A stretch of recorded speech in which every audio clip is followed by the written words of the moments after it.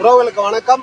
இப்போ அண்ணன் சுப்பிரமணிய அண்ணன் அவர்களை மதுராந்தகம் கிட்ட வரும்போது பார்த்தா செலாவட்ல இருந்து சகோதரர் கூட நானும் நடந்து வந்துட்டு இருக்கேன். வரும்போது ஒரு மிகப்பெரிய அனுபவங்கள்லாம் கிடைக்குது. அண்ணன் சைக்கிள்ல வந்துட்டு இருக்கும்போது சைக்கிள் நிறுத்திட்டு ஒரு சம்பவத்தை நினைவு கூர்றாரு. 1982ல அவங்க என்ன அனுபவிச்சாங்கன்னு சொல்லிட்டு. ஆனா சொல்லுங்க. 1982ல இளைஞர் அணி உங்களை யாரும் மெயில் எடுக்கல. அப்புறம் யாரும் மணலி ராமகிருஷ்ணன் வந்து 250 பேருக்கு பெயில் எடுத்தார். 250 பேரையும் ஜெயில போட்டிருக்காங்க. அப்ப வந்து மணலி ராமகிருஷ்ணன் சொல்லிட்டு ஒருத்தங்க நம்ம காங்கிரஸ் பிரியக்கத்தை சார்ந்தவங்க வந்து பெயில் எடுத்திருக்காங்க. ரொம்ப பெரிய அப்போ ஜெயபிரகாஷ்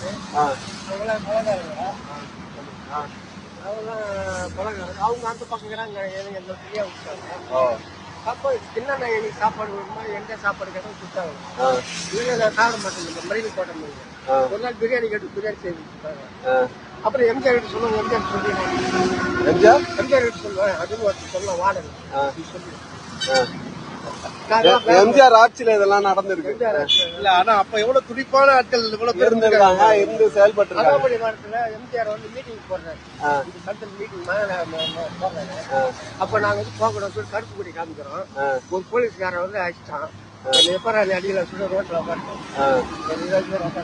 உட்காந்த உடனே அப்புறம் கால் பண்ணி இளைஞர்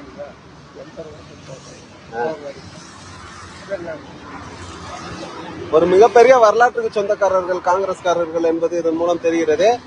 அப்பவே 1982 நான் பிறக்கல, சகோதரர் சபீரும் பிறக்கலன்னு நினைக்கிறேன். பிறக்கல நான் 84ல பிறந்தேன். அப்ப வந்து இவங்க எல்லாம் ஜெயிலுக்கு போனவர்கள். இவங்க எல்லாம் அடையாளப்படுத்தணும். இதான் நம்ம கடமை.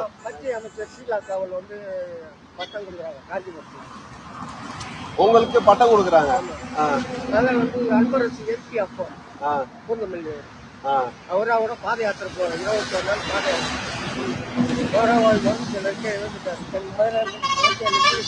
பாத யாத்திரை போய் முடிச்சுட்டு வரல. அவரு உடம்பு நாங்க எல்லாம் 10 அப்ப அடியில் முடிச்சாங்க.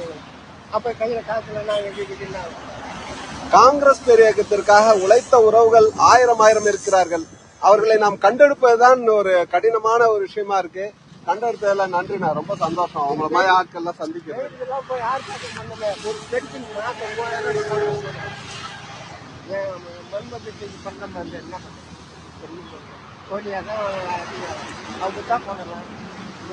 ஆமா, 10 ஆண்டுகள் நம்ம ஆட்சியில இல்ல. இது வரும்போது அது நடக்கும். அனைத்து மக்களுக்குமான இயக்கமா காங்கிரஸ் இருக்கும். அது மாற்றம் இல்ல. 29ல கண்டிப்பா ராகுல் பிறந்த நிச்சயமா.